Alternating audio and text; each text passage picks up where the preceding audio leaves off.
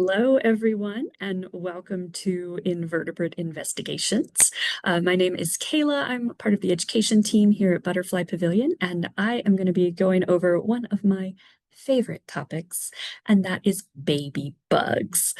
So before we get started, just a few housekeeping things. I cannot see or hear any of you, but you can communicate with me through the Q&A. Bear with me today. I am working with only one screen, so I will do my best to keep an eye on those chat questions. But if I miss you during the presentation, I promise I will get to them at the end. All right, so let's go ahead and get started. So baby bugs. So everyone loves baby animals, right? I know I do. And I may be a little bit biased, but baby bugs are just as cute as, say, like baby cats or baby rabbits.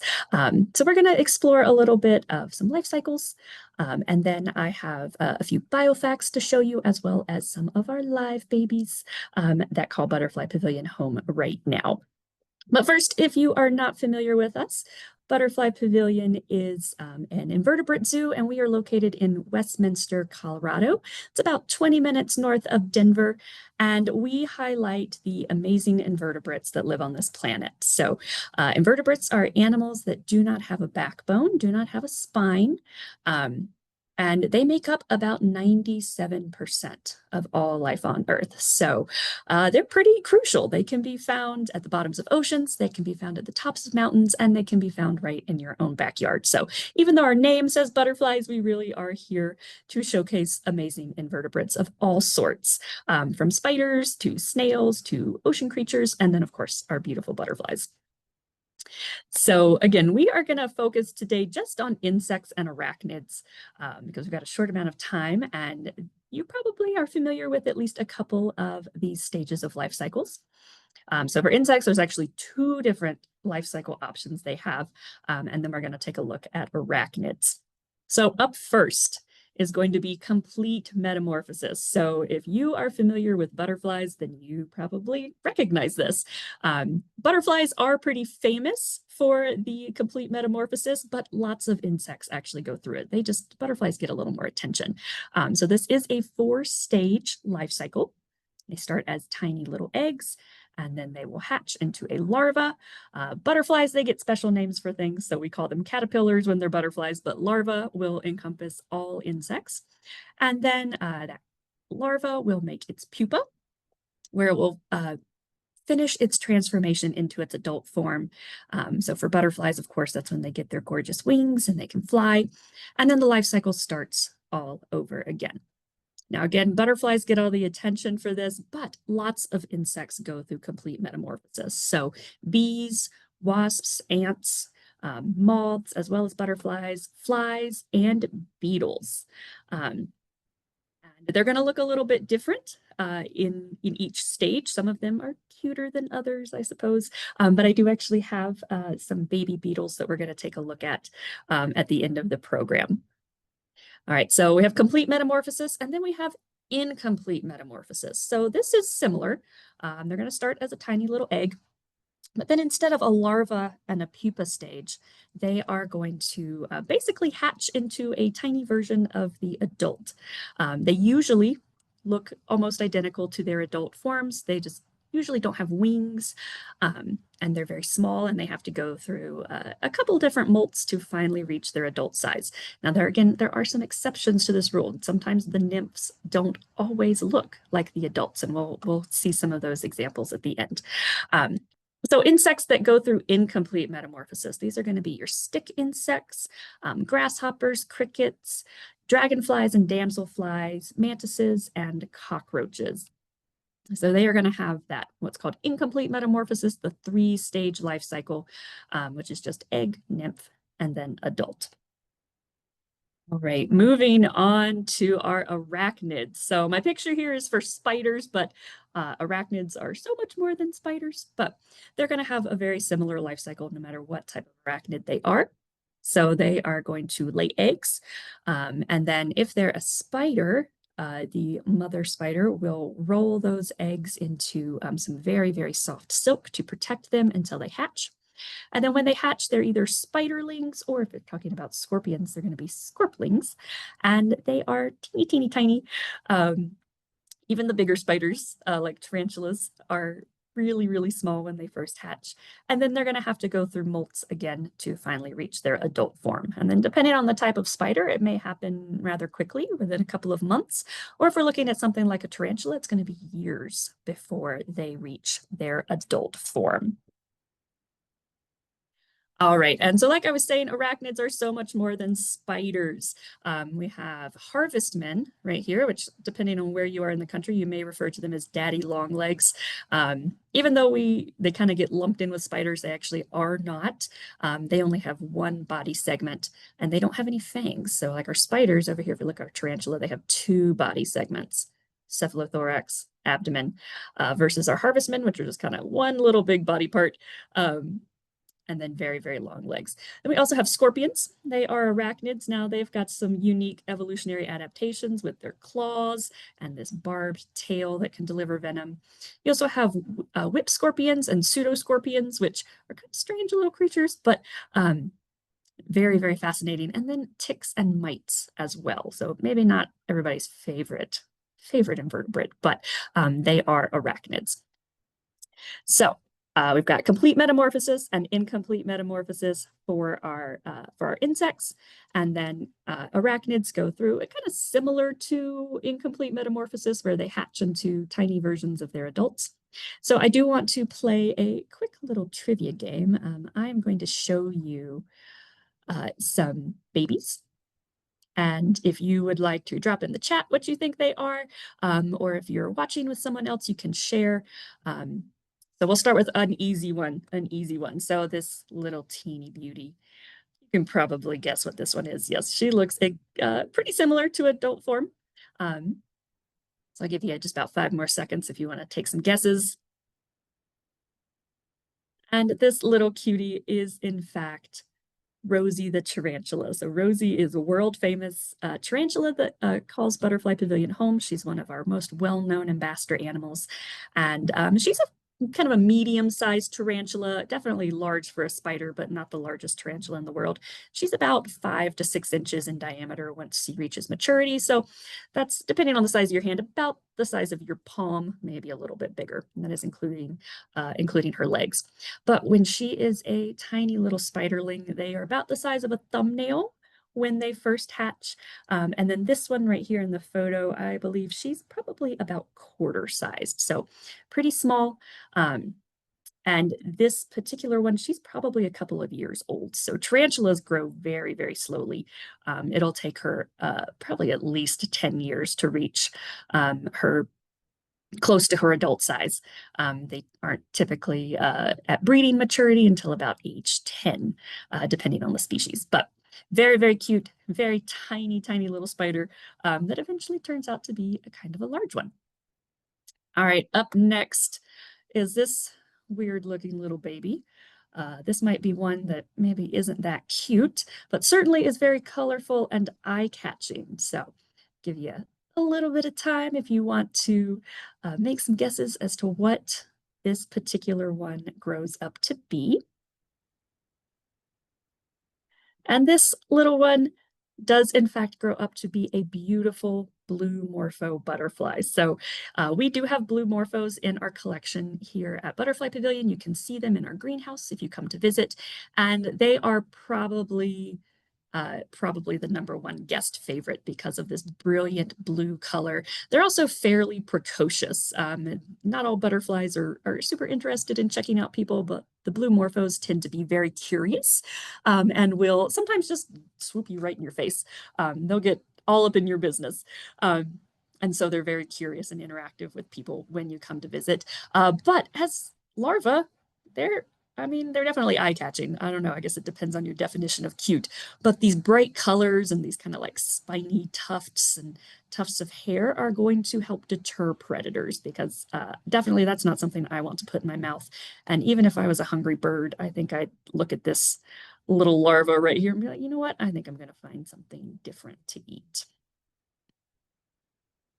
All right, another one that maybe beauty or cuteness is in the eye of the beholder. So I specifically chose this photo because I wanted you to see the size of this particular larva. Very, very large baby right here. And again, I guess it depends on your definition of cute. I'd be willing to extend and say this one is cute, but they definitely do turn into a beautiful, beautiful insect. So this grub that is, I almost said little grub, but it's definitely not a little grub. It's a big grub, turns into the beautiful Hercules beetle. So if you tuned in last month or watched the YouTube recording, we did have one of our amazing Hercules beetles live in here with me. We got to check him out. And they are very, very large beetles, some of the heaviest flying insects in the world. They can get about, with the males with their horn, about 7 inches long. So that's definitely a sizable bug, sizable baby. I also have a picture of the pupa over here. Again, the butterflies, right? They just sort of encompass themselves in a nice little sleeping bag. But the pupa, you can see we've got those horns right there. You can even see its legs and its body segments. So it's going to go from kind of that little roly-poly grub to this magnificent beetle right here. All right, so here is our next baby. I'll give you a hint. This is one you would see in the water, though their adult form does not live in the water. All right, so this little baby right here, this is the exception to the rule when I was talking about incomplete metamorphosis and the nymphs looking like miniature versions of the adults, because this will grow up to be a dragonfly. So as you can see, unlike with like grasshoppers or mantises, the nymphs look very, very different from their adult form. And they also are going to be fully aquatic. So they will live in ponds or streams, freshwater, and they are quite the little predators as well.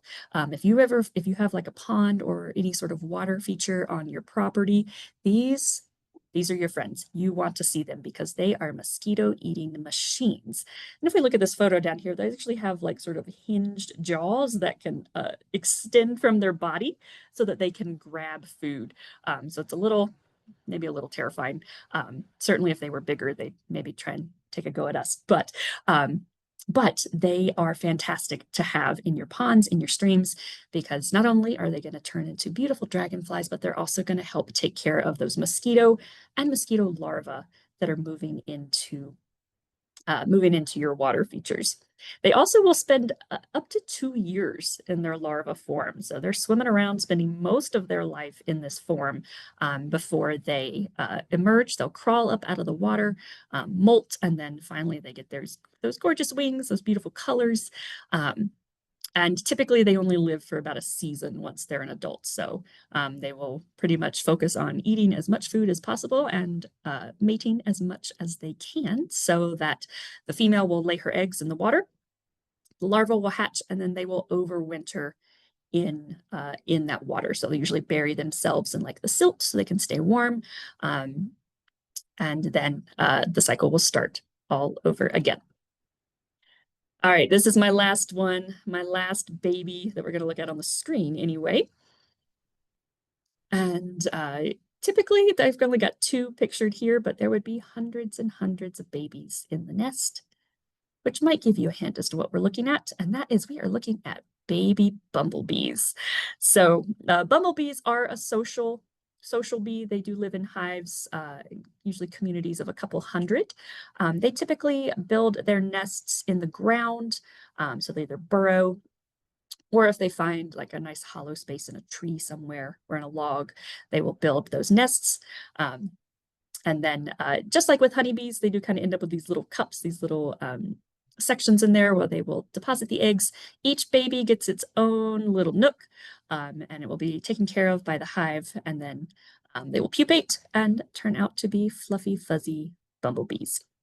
All right, so let's get on to the best part, which is our live animals. So I have some biofacts to start with, but for the live animals, I wanted to show you the adult versions. Oh, completely forgot. I had some more cute babies I wanted to show you. So again, because we're short on time, wanted to go over again some of my favorite cute babies. So the top left corner, you might be seeing lots of these in your garden right now. And if you are, that's a great thing. This is a ladybug larva.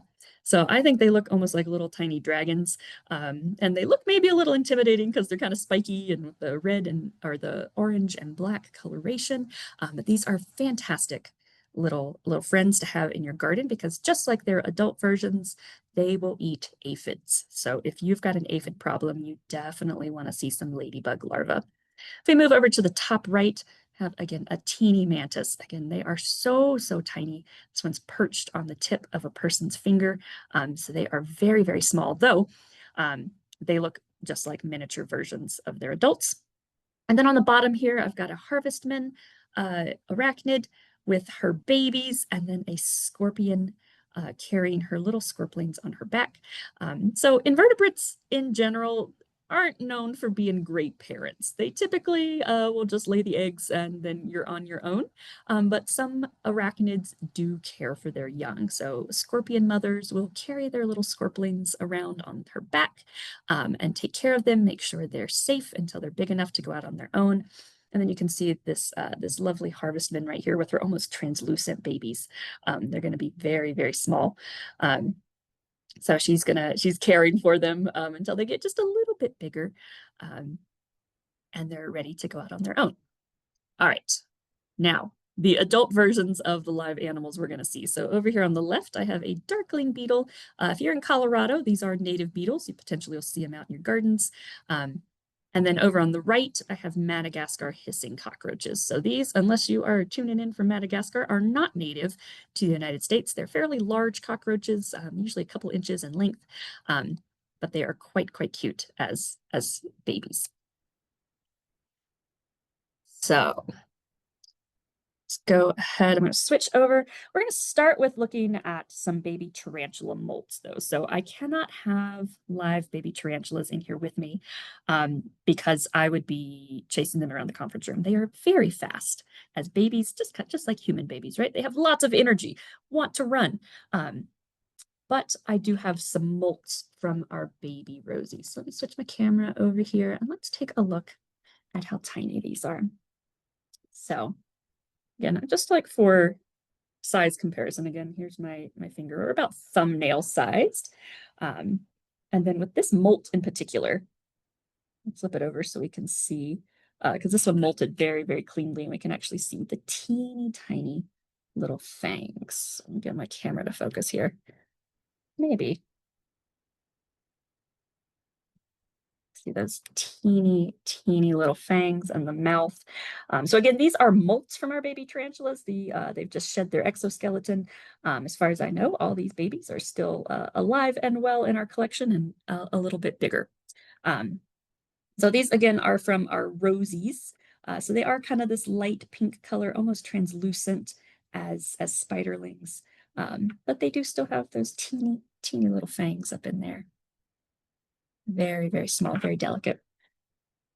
And then a couple more again. Usually when adult tarantulas molt, they're pretty good about coming out all in one piece, but I guess these babies, they need to practice a little bit. So they do tend to curl up a bit, but you can still see all the body parts. And even on this one, we can see. Focus. There we go. See those teeny little fangs in there. So those are from some of our baby tarantulas, but now let's get into our live babies. So I have examples of both complete and incomplete metamorphosis to show you. So up first is the darkling beetle. And if you remember, complete metamorphosis is going to have 4 life stages. I can only show you 3 today. So up first is our larva, if you will let me show him. So these are also, if you've ever kept reptiles or even chickens, you might recognize this. This is a mealworm or a darkling beetle larva. And it's pretty decent size, or about the length. Let me get my camera set up here, about the length of my finger almost. And it does look very caterpillar-like. So you can kind of see those little legs under there.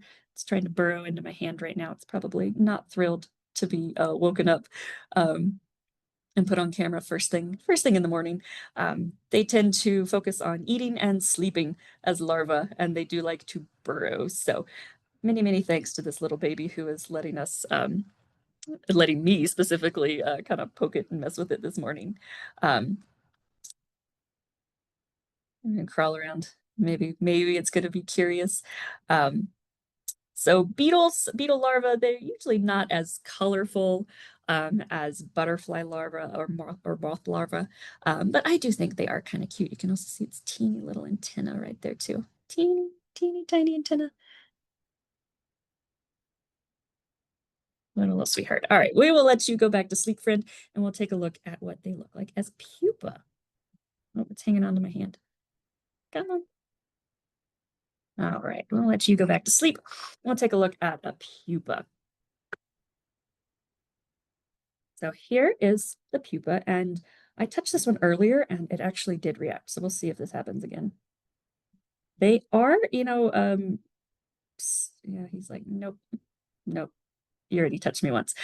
So they do react in the pupa form. It's usually kind of just an automatic reaction to stimulus, to startle anything that is messing with them while they are in this stage. Butterflies do this as well in their chrysalises, and if you ever come and you get to see them, you'll actually sometimes see them wiggling, and they'll get a whole row of them just kind of like knocking into each other, like elbowing one another. So this little pupa, it actually did startle me earlier because I wasn't expecting it to move, and it did, but I guess it's decided, nope, I'm good. I'm good. All right, and then I do have an adult darkling beetle as well. We'll take a look at him. He's been crawling around. Again, not a huge beetle, but very, very pretty with that gorgeous shiny carapace. And again, if you are in Colorado, these are native. All right, so that's complete metamorphosis from our beetles. But for incomplete metamorphosis, I have some juvenile cockroaches to show you. So these are the Madagascar hissing juveniles. I'm actually not sure how old these babies are. They're not brand new because when they first hatch out of their eggs, they're usually like a white or translucent color. So we'll flip them over.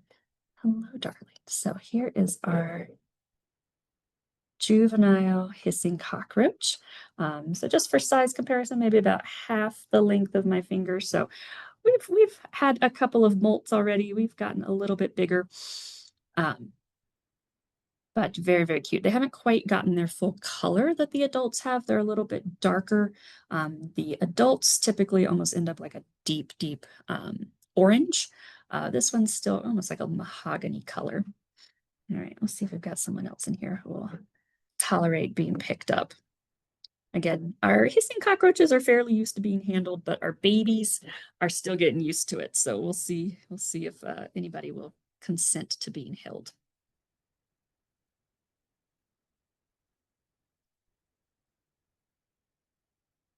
There we go. Right, so let's take a look at the little baby here. So again, as you can see, it is basically just a miniature version of the adult. They've already got their antenna. And this particular species of cockroach does not fly. They don't have wings as adults either. So this one will never end up with wings. Sometimes with your winged species, the nymphs do not have wings. And then once they finally reach a certain age, they'll be able to fly. This one's being pretty friendly. It's pretty curious, wiggling those little antennae around. It's kind of showing off some curiosity. It's sniffing me. So insects use their antenna for smelling. So it's sniffing me. I don't know, maybe it smells whatever I had for breakfast still on my hands. Maybe we're a little curious about where its snacks are. So I do have a couple more in here. Well, they went in the dirt. They're being shy. That's all right. They're still brand new at life. But our little darling right here. So we'll let it go back. Thank you, friend, for letting me hold you. I've also got one hanging out in the succulent right here. It's like, don't touch me. Don't touch me. So if you do come to Butterfly Pavilion, we do, depending on the time, we do have adult Madagascar hissing cockroaches out for touching, gentle touching. They're not usually a huge fan of being held. Yeah, I'm getting a little bit of practice there. A little bit of practice.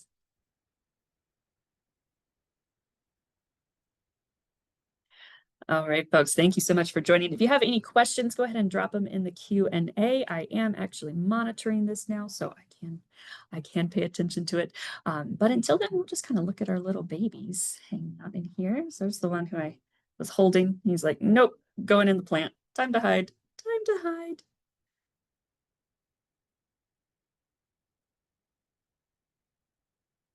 So I do always, even though they don't really understand it, I do always like to thank our animals for letting me bring them out, put them on camera, letting me handle them if they're up for that, because our animals do get to choose, right? We don't like to put them through anything that's going to be stressful for them, any more than we have to, of course, if they are, needing medical attention or anything like that, having their enclosures cleaned, then they gotta learn to tolerate that. But we do our very, very best to make sure that all of our animals, even the simple ones like cockroaches, have choices and they can choose to interact with people if they want to. Um, so I think once these little babies are bigger, they will become part of our ambassador animal program, and they'll be out in our exhibits, meeting people who come to visit. But until then, they're just going to hang out behind the scenes with our zookeepers and then with me anytime I request them. But it is always greatly, greatly appreciated.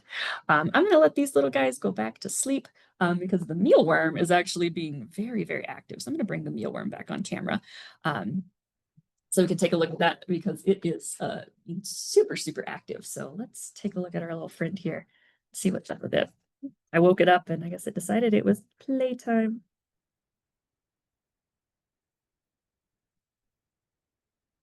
So if you have a classroom, or maybe you're just looking to maybe raise some animals, a lot of schools I know will raise caterpillars and then release the butterflies. But darkling beetles, if you live somewhere where they are native, are also a really, really great option. Mealworms are fairly easy to take care of. They really just need a box of dirt, and they eat veggies, and they don't care if those veggies are kind of gross, getting a little moldy, getting a little gross. Um, and they do prefer having kind of a dark space instead of, somewhere, they don't want to be on your windowsill getting all the sunlight. Um, but yeah, basically you give them a space to burrow and they will be quite content to just hang out, eat some of your things that maybe would end up in the compost pile, and take care of some of that veg for you.